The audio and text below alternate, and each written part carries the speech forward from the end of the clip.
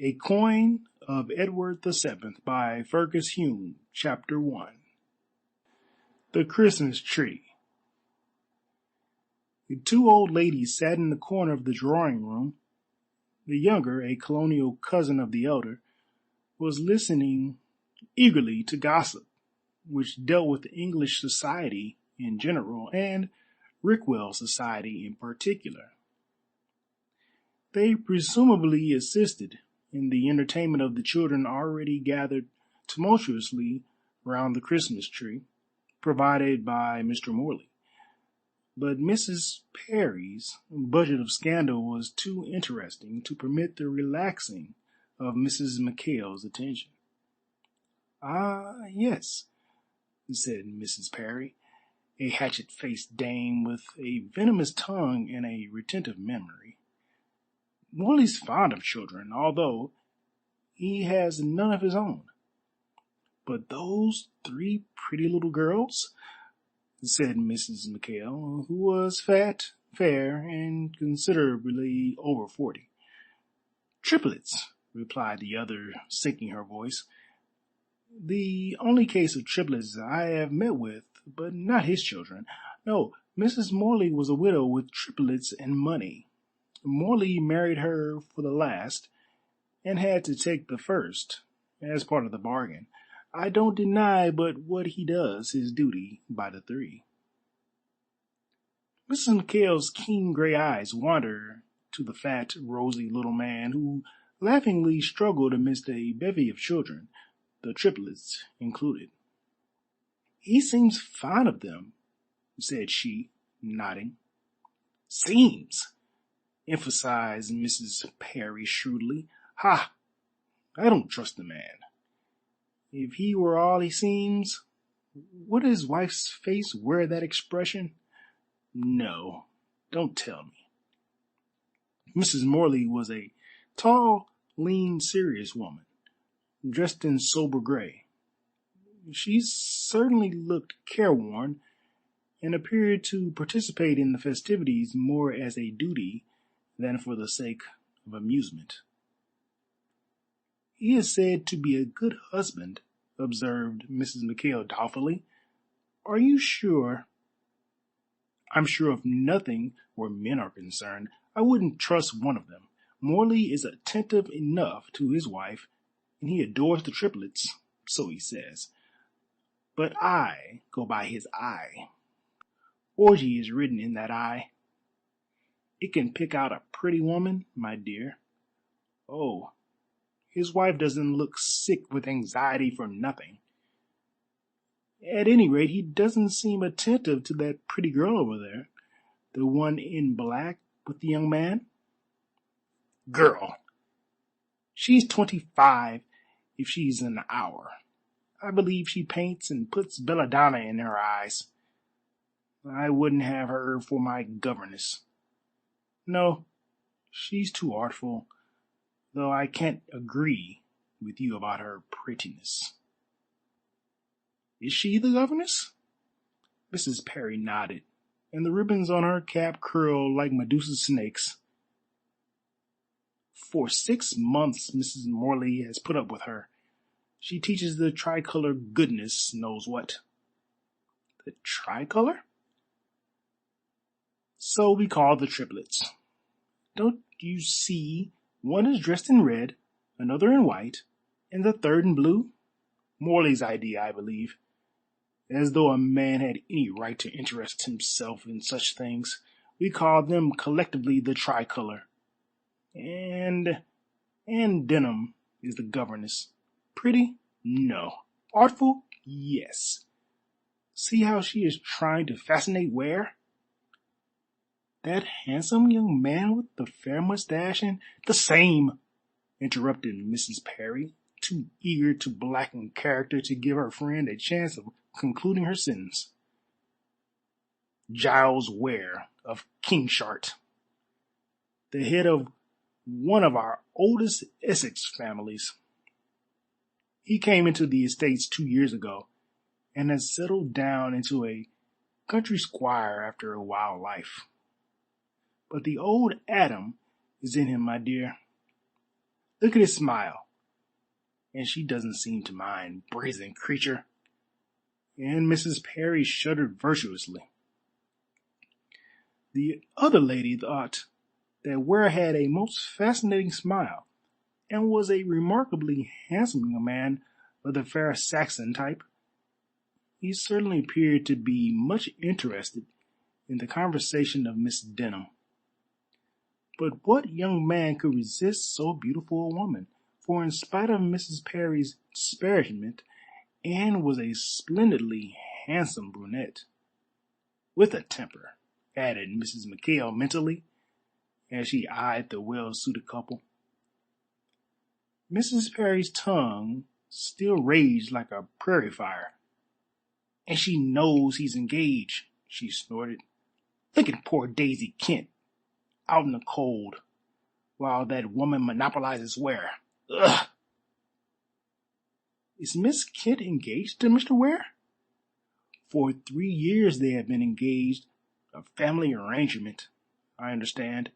The late Kent and the late Ware, explained Mrs. Peri, who always spoke thus politely of men, were the greatest of friends, which I can well understand, as each was an idiot. However, Ware died first and left his estate to Giles. A few months later Kent died and made Morley the guardian of his daughter Daisy, already contracted to be married to Giles. Does he love her? Oh, he's fond of her in a way, and he is anxious to obey the last wish of his father, but it seems to me that he is more in love with that black cat. Hush! You'll be heard. Mrs. Peri snorted. I hope so, and by the cat herself, she said grimly. I can't bear the woman. If I were Mrs. Morley, I'd have her out of the house in 10 minutes. Turn her out in the snow to cool her hot blood. What right has she to attract Ware and make him neglect that dear angel over there? See, yonder is Daisy. There's a face, there's charm, there's hair, finished Mrs. Peri, quite unconscious that she was using the latest London slang. I call her a lovely creature. Mrs. McHale did not agree with her venomous cousin. Daisy was a washed-out blonde with large blue eyes and a slack mouth. Under a hot July sky, and with a flush of color, she would have indeed been pretty, but the cold of winter and the neglect of Giles Ware shriveled her up. In spite of the warmth of the room, the gaiety of the scene, she looked pinched and older than her years. But there was some sort of character in her face, for Mrs. McHale caught her directing a glance full of hatred at the governess. In spite of her ethereal prettiness, Daisy Kent was a good hater. Mrs. McHale felt sure of that. And she is much more of the cat type than the other one is, thought the observant lady, too wise to speak openly. However, Mrs. Peri still continued to destroy a character every time she opened her mouth. She called the rector a papist, hinted that the doctor's wife was no better than she should be, announced that Morley owed money to his tradesmen, that he had squandered his wife's fortune, and finally wound up saying that he would spend Daisy Kent's money when he got it. If it ever does come to her, finished the amiable person. Did her father leave her money? Asked Mrs. McHale. He, snapped the other. My dear, he was as poor as a church mouse and left Daisy only $100 a year to live on. That is the one decent thing about Morley. He did take Daisy in, and he does treat her well, although, to be sure, she is a pretty girl, and, as I say, he has an eye. Then where does the fortune come from? Kent was a half-brother who went out to America, and it is rumored that he made a fortune, which he intends to leave to his niece. That's Daisy. But I don't know all the details of this, added Mrs. Peri, rubbing her beaky nose angrily. I must find out somehow, but here, my dear, those children are stripping the tree. Let us assist. We must give pleasure to the little ones. I have had 6 of my own, all married, ended the good lady irrelevantly. She might have added that her 4 sons and 2 daughters kept a safe distance from their respective parent. On occasions, she did pay a visit to one or the other, and usually created a disturbance. Yet this spiteful, mischief-making woman read her Bible, thought herself a Christian, and judged others as harshly as she judged herself leniently. Mrs. McHale was stopping with her, therefore could not tell her what she thought of her behavior, but she privately determined to cut short her visit and get away from this disagreeable old creature. In the meantime, Mrs. Peri, smiling like the wicked fairy godmother with many teeth, advanced to meddle with the Christmas tree and set the children by the ears. She was a perfect auntie. Giles said as much to Miss Denham, and she nervously agreed with him, as though fearful lest her assent should reach the ears of Mrs. Peri. She has no love for me, whispered Anne. I think you had better talk to Daisy, Mr. Ware. I prefer to talk to you, said Giles coolly. Daisy is like her name, a sweet little English meadow flower, and I love her very dearly. But she has never been out of England, and sometimes we are at a loss what to talk about. Now you. I am a gypsy, interrupted Anne, lest he should say something too complimentary. She Ulysses, who has traveled far and wide. In spite of your preference for my conversation, I wish I were Daisy. Do you? Asked Ware eagerly. Why? Anne flushed and threw back her head proudly. She could not altogether misunderstand his meaning or the expression of his eyes, but she strove to turn the conversation with a laugh. You ask too many questions, Mr. Ware, she said coldly. I think Daisy is one of the sweetest girls, and I envy her. To have a happy home, a kind guardian as Mr. Morley is, and she was about to mention Giles, but prudently suppressed the remark. Go on, he said quietly, folding his arms. She shook her head and bit her lip. You keep me from my work. I must attend to my duties. A poor governess, you know. With a laugh, she joined the band of children who were besieging Morley. Giles remained where he was, his eyes fixed moodily on the ground. For more than 5 months he had fought against an ever-growing passion for the governess. He knew that he was in honor bound to marry Daisy, and that she loved him dearly, yet his heart was with Anne Denham. Her beauty, her brilliant conversation, her charm of manner, all appealed to him strongly. And he had a shrewd suspicion that she was not altogether indifferent to him, although she loyally strove to hide her true feelings. Whenever he became tender, she ruthlessly laughed at him. She talked constantly of Daisy and of her many charms, and on every occasion strove to throw her into the company of Giles. She managed to do so on this occasion, for Giles heard a rather pettish voice at his elbow and looked down to behold a flushed face.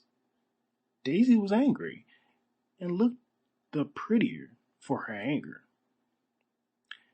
You have scarcely spoken to me all night, she said, taking his arm. I do think you are unkind. My dear, you have been so busy with the children, and, indeed, he added with a grave smile, you are scarcely more than a child yourself, Daisy. I am woman enough to feel neglect. I apologize. On my knees, dearest. Oh, it's easy saying so, pouted Daisy, but you know, Anne, What about Miss Denham? Asked Giles, outwardly calm. You like her? She is a very charming woman, but you ought to be my wife. Jealous little girl, can I not be ordinarily civil to Miss Denham without you getting angry? You need not be so very civil. I won't speak to her at all if you like, replied Ware, with a fine assumption of carelessness. Oh, if you only wouldn't. Daisy stopped, then continued passionately. I wish you would go away. I don't like her. She is fond of you, Daisy. Yes, and a cat is fond of a mouse. Mrs. Peri says, don't quote that odious woman, child, interrupted Ware sharply. She has a bad word for everyone. Well, she doesn't like Anne. Does she like anyone? Asked Giles coolly. Come, Daisy, don't wrinkle your face, and I'll take you out for a drive in my motor car in a few days.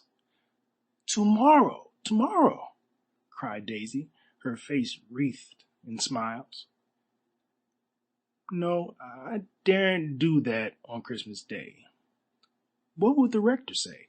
As the lord of the manor, I must set an example. On Boxing Day, if you like. We will go alone? Certainly.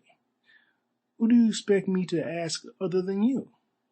Anne, said Daisy spitefully, and before he could reply, she also moved away to join the children. Giles winced. He felt that he was in the wrong, and had given his little sweetheart some occasion for jealousy. He resolved to mend his ways and shun the too fascinating society of the enchantress.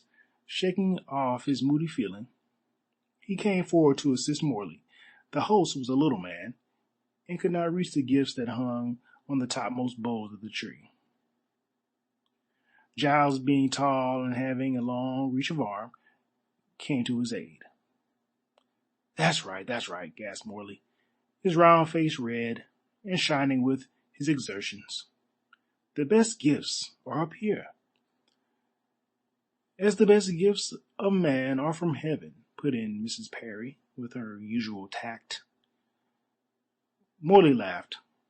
Quite so, he said, careful, as was everyone else, not to offend the lady. But on this occasion we can obtain the best gifts. I and Ware and Mrs. Morley have contributed to the tree. The children have their presents. Now for the presents of the grown-ups. By this time, the children were gorged with food and distracted by many presents. They were seated everywhere, many on the floor, and the room was a chaos of dolls, trumpets, toy horses, drums. The chatter of the children and the noise of the instruments was fearful, but Morley seemed to enjoy the ride, and even his wife's grave face relaxed when she saw her 3 precious jewels, rosy with pleasure. She drew Anne's attention to them, and the governess smiled sympathetically. Miss Denham was popular with everyone save Daisy in that happy home.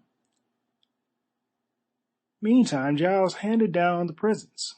Mrs. Morley received a chain purse from her affectionate husband, Mrs. Peri a silver cream jug, which she immediately priced as cheap. Mrs. McHale laughed delightedly over a cigarette case which she admitted revealed her favorite vice, and the rector was made happy with a motor bicycle. It has been taken to your house this evening, explained Morley. We couldn't put that on the tree. Ha ha! A muff chain for Daisy, said Giles, presenting her with the packet. And I hope you will like it, dear. Did you buy it? She asked, sparkling and palpitating. Of course. I bought presents both for you and Miss Denham. Here is yours, he added, turning to the governess, who grew rosy. A very simple bangle. I wish it were more worthy of your acceptance, and he handed it with a bow. Daisy, her heart filled with jealousy, glided away. Giles saw her face, guessed her feeling, and followed. In a corner he caught her and placed something on her finger. Our engagement ring, he whispered. and Daisy once more smiled. Her lover smiled also, but his heart was heavy. End of chapter 1. Recording by Marcel D. Ward, thesoulexpands.com.